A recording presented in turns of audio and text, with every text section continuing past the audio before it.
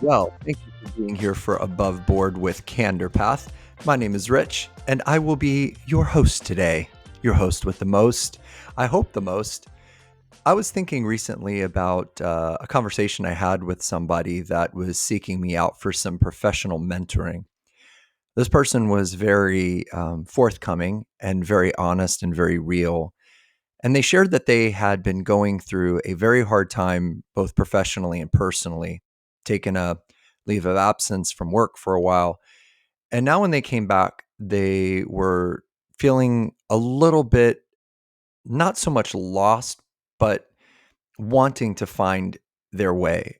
Sometimes you can want to find your way. It doesn't necessarily mean you're lost. You can walk out of your house and decide you're going to go for a walk and stand there for a minute thinking, which direction am I going to go? And am I going to go left? Am I going to go right? Am I going to go forward?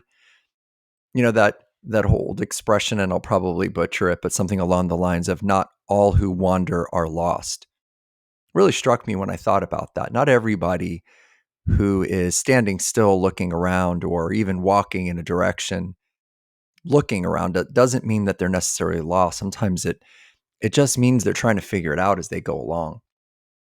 I give this person a lot of credit. They're young. And the fact that they had enough insight to realize that they needed a break, they needed to take a leave of absence, they needed to recalibrate and to rethink where they were really struck me. I was honored that they asked me, of all people, to be somebody to give them some guidance, some advice. I realize at the age that I am, I'm way more than halfway through my life. I'm 56. I doubt very seriously I'm going to live another 56 years. I think back to my father who passed away at 59, 3 years or less from where I am right now. My father took his last breath at that age. It's not a long time from now. He was a young man. And I thought as I was speaking to this person, wow, how many of us maybe don't have the courage or the insight or the confidence to say, I'm struggling, I need a break, much less to be able to come back from that struggle, from that break, if you will, and say, I need to figure this all out. I need to find meaning in what I'm doing. I need to get back on track, but I don't want to be on the same track that I was before. I don't want to be the same person I was before. I don't want to do the same things I've done before. It was meant to be a professional conversation, but it ended up being, if you will, somewhat spiritual. I'm a nurse and I've seen a lot of difficult things. I've seen people struggle both with their health, obviously, but also with the parts of their health that we don't often talk about, their mental health, their psychological health. I've seen families that make no sense. I've seen people that treat each other horribly. I've seen unspeakable violence, the outcomes of that. And also I've helped heal. I've helped bring healing to people. There's something that's always fascinated me. Wounds. Yeah. If you've never seen a wound, which I'd be surprised because at some point in your life, unless you've lived in a plastic bubble, you've probably cut yourself. Wounds heal from the inside out. It's a fascinating thing. You can actually sometimes, especially with deep wounds, deep surgical wounds or stab wounds or gunshot wounds, I've seen all of them more than I'd like to more than I'd like to actually think about sometimes. But you'll notice that, on the outside, the wound is open, but on the inside, it begins to like granulate and all the cells start to come together. And there's this like healing. It's almost like it bubbles up from the beginning. I wonder if somewhere, if there's like a fast action, is that what they call it, where they speed up a video of a wound healing? And it heals from the inside out. And I thought to myself, that's really how all healing takes place. That's how, whether you're talking about professional healing or personal healing or coming back from the loss of a loved one, coming back from the loss of a professional situation, coming back from the loss of a football game or a soccer game or whatever what you would consider a loss, where you would need some healing, it definitely happens from the inside out. Yet funny, we're always looking for that healing to happen from the outside in. What does somebody need to say to me for me to feel better? What needs to happen for me to get over this situation? What do I need to do differently externally to feel better, to feel more connected, to feel more put together? And it's funny that we often forget the simplicity of what healing is, and healing takes place from the inside out. As I was talking to this person, and at first the conversation was about different roles and different jobs and different professional paths, and of course we covered that. And I'm not saying that that's not important. I mean, heck, I mean, even with the healing from the inside out, there's still things that happen external. I mean, we're still putting maybe a topical antibiotic or a healing lotion or medicine. We're still packing the wound with gauze. We're still covering it from the external environment. We're still washing it. So the outside stuff has to happen. But the inside stuff, that's where the magic is. Many of us are struggling, I think. I think more of us are struggling than we even want to admit. I wonder how many of us, when we wake up in the morning, we open our eyes. What percentage of us open our eyes and are just like, oh man, I'm so psyched. Can't wait to jump out of bed. This is going to be an awesome day. I'm so grateful. I mean, it would be great. And it's something that I know that I work on. I work on this. Literally this morning, I woke up early and I was about to get out of bed. And there's a blessing in disguise here. The other day in the gym, yesterday actually, I pulled a leg muscle. It's the top of my quadricep. I was literally in the middle of dumbbell lunges. So that's for those of you that don't know what that is. It's when you're holding a dumbbell in each hand and you're lunging forward one leg at a time. So you lunge forward with your right leg, then step back. You lunge forward with your left leg and step back. And as I was pushing off of the lunge, I felt a pop in my right quadricep, causing me to dramatically drop the dumbbells on the ground, causing the guy next to me to literally go, "Are you okay?" And so the blessing in disguise was I cannot spin my legs and jump out of bed right now. I'm moving a little slower. As a matter of fact, I've iced my leg today. I've got it wrapped in gauze to stabilize it. I'm even walking with a cane because if I misstep, it's just shockingly painful. I've got a high pain tolerance, so I'm not really even complaining about the pain. I'm looking at the blessing in this, and the blessing was I had to think before I spun my legs to get out of bed. I had to sit there for a second. I had to contemplate. I had to make a decision. And the decision that I made was, no, I'm going to take advantage of this. I am forced right now to pause. I am forced to think about something that we all take for granted. Many of us take for granted. Many of us take for granted the ability to spin our legs and get out of bed.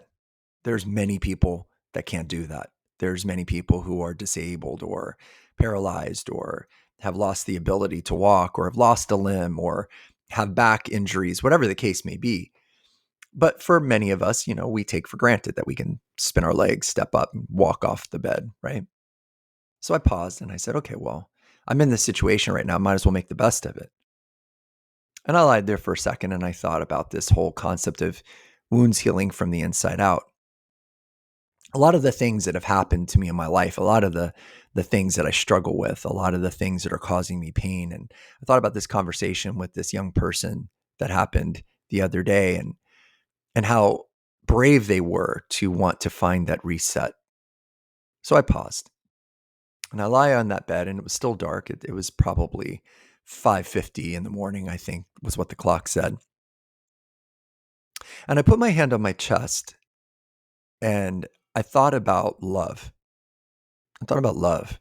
And I realized I love a lot of people. I love my wife. I love my kids. I love my friends. I love some of my coworkers. No, I love all my coworkers. I said some, but I mean, some I don't know, right? So the ones that I'm close to, I love. I love a lot of what I do for a living. There's a lot of pieces of it that, gosh, I really love. But the one person that I struggle with loving is myself. I I think that's something that I've always struggled with, and I realized that it comes from somewhere. It comes from inside. It comes from inside. It comes from a voice inside of my head. I'm not sure if the voice is mine. The voice is a recording. The voice is a program. If you're listening to this, you're listening to this on some sort of device. I would imagine a laptop or a phone or a tablet or an iPad or whatever. And that device has been programmed, right? There's a program that runs that device. Apologies to IT people if I'm using any of the wrong terminology, but just work with me on this. And we're also programmed. We're programmed by the stories that we tell. We're programmed by our past. We're programmed by what we believe about ourselves. Where do those beliefs even come from? Where do they come from? A lot of times they were fed to us. I heard recently that up until 7 years old, the human being is sort of just open. We're in theta, as you will. The brain has alpha, beta, theta zones.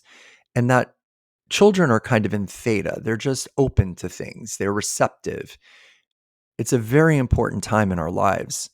For those of you that are parents, pay attention. The things that are said to us up until about 7 years old, we bring in, we take in inside of ourselves. And so, gosh, hopefully from childhood, infancy to 7, you've been told, you're amazing. You're going to be successful. You're so smart. You're so creative. You did great. So impressed with how hard you worked on that. You're beautiful. You're a good person. Yeah, but for most of us, that's not what we heard. I mean, that's not what I heard. No. I heard very opposite things. I was told I was stupid, and I was told that I wasn't good enough, and I was told I was bad at math. I was told I was ugly. I was told that I wasn't enough frequently. Now, I hold no grudges, none. All forgiveness, all forgiveness. But I'm wise enough now at this point to realize that those are the recordings that I play within myself. Those were the stabs, the gunshots, the trauma that opened up some wounds. And I've spent a lot of time in my life trying to heal those wounds, but from the outside in. From the outside in. Reading a book, hoping that this external book would somehow fix that, and, talking to someone, etc. But it struck me that I should do all those things. You're healing a wound as a nurse. I know I got to put medicine on it. I've got to treat it. I've got to give you antibiotics. I've got to, you might have to have sutures or, stitches but that the true healing happens from the inside out, the inside out. So I stopped this morning and I put my hand on my heart and I did a couple of very unusual things. First, I acknowledged some compassion for myself. Silently inside my head, I said to myself, "You're a good guy. You're a good friend. You're an excellent husband. You're a really good dad. You love people. You care about people. You treat people with respect and kindness. You're good. You're very smart. You've figured things out that you shouldn't have. You've gotten through things that no one thought you would. People didn't believe in you, but you believed in yourself at some level. You've overcome great obstacles. You're impressive. You must be pretty good looking because, your wife is beautiful. As a matter of fact, with all respect to my wife, I don't think I've ever dated or been with anyone that wasn't beautiful. So there must be something about me that's attractive, even if I'm that guy with just the good personality, right? But I actually, for probably the first time, I don't know if in my life, but the first time in recent memory, I spent some time trying to go inside out and thinking about, and I had compassion for myself. I put my hand on my heart and I felt compassion. Oh man, I struggled. It was hard. And I was like, how come I can't do this? And I thought, okay, well, let me pretend like I'm having compassion for my son. Let me pretend I'm having compassion for my daughter. Let me pretend I'm having compassion for somebody that means a lot to me. And I brought up that feeling of compassion for them. And then I said, okay, now it's my turn. And from the inside out, I had compassion for myself. It was unusual. Why is that so unusual? Why is it weird? Why is it hard to have compassion for yourself? Man, I struggled with it for a few minutes. And fleetingly, I felt these moments of compassion.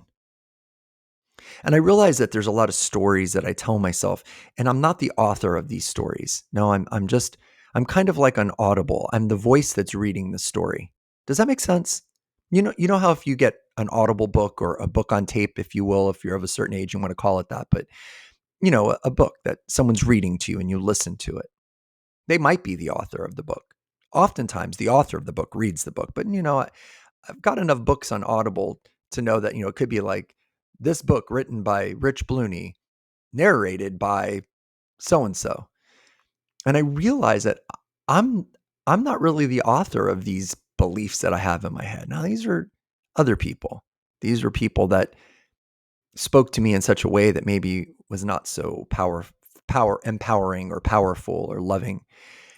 And I said, but this is my life. My life is my book. I get to be at some point take control over this.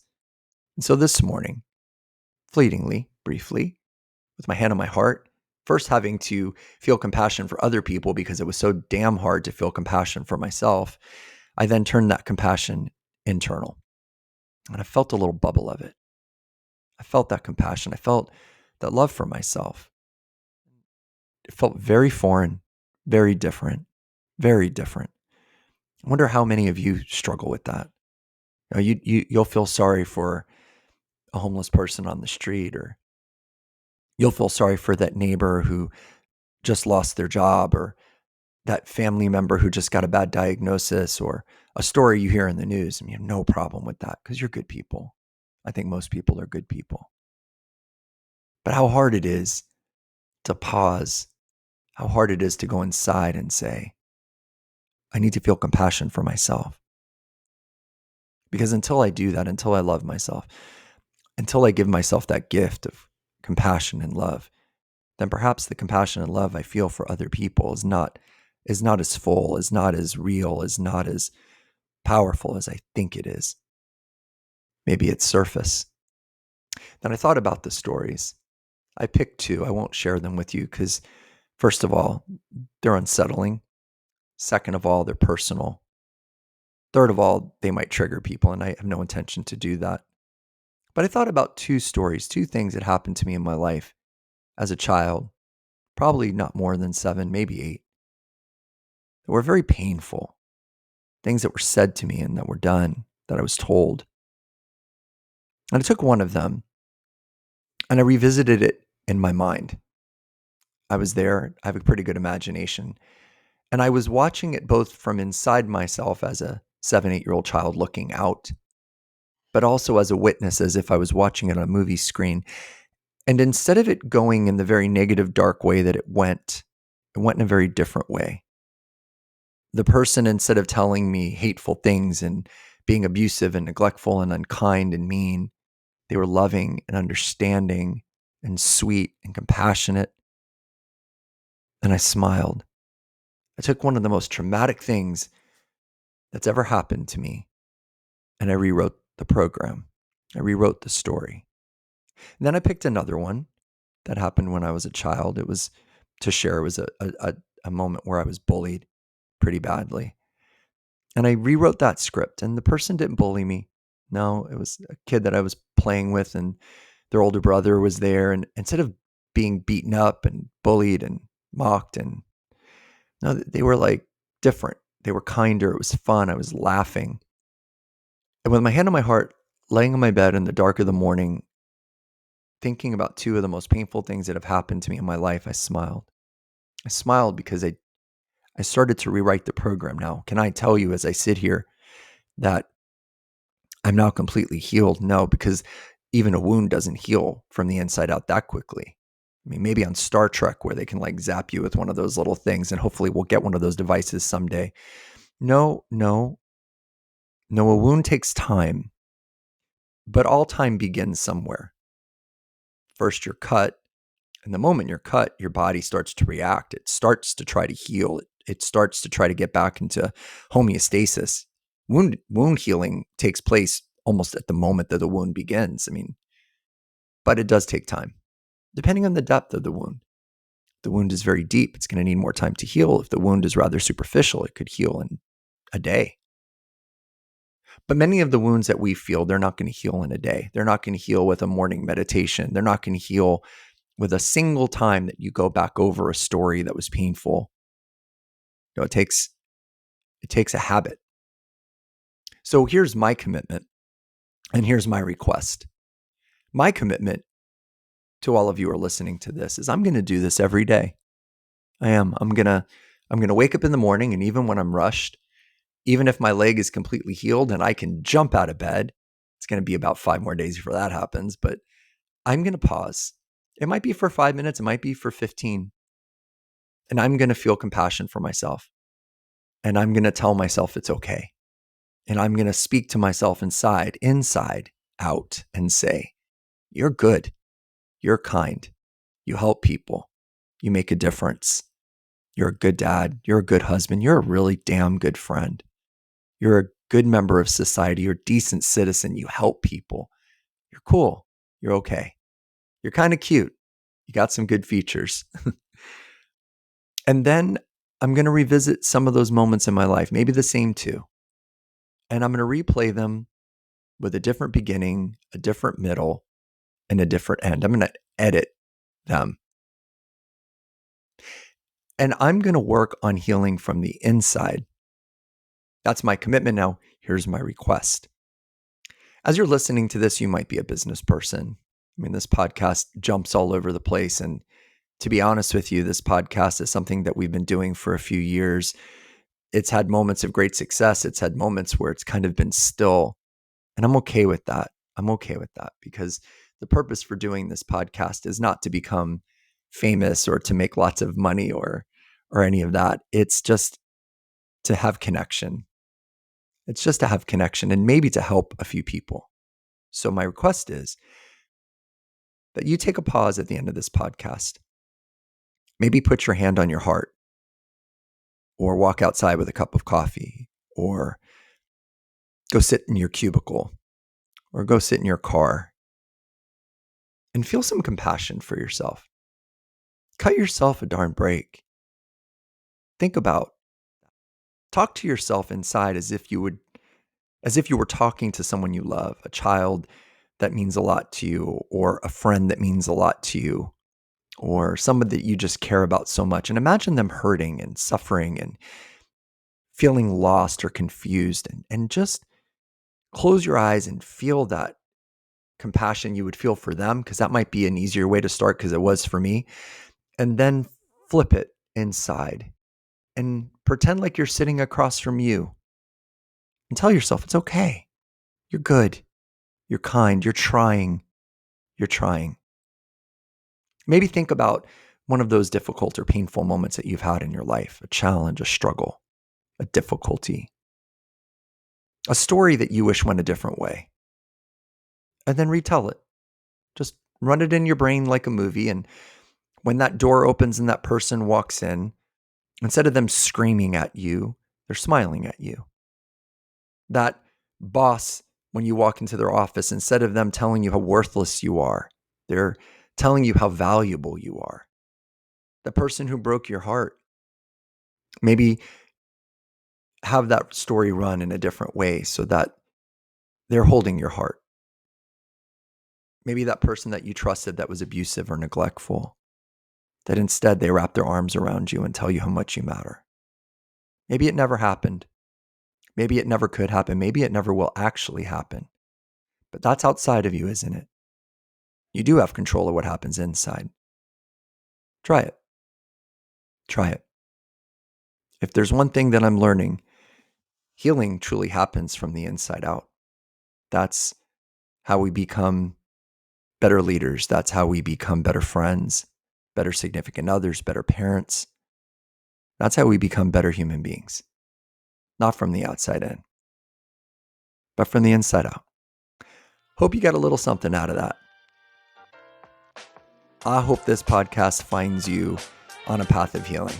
And I just want to thank you for listening. Thank you for being here. Thank you for all that you do. Hey, take care of yourself because you're pretty damn awesome. Until next time.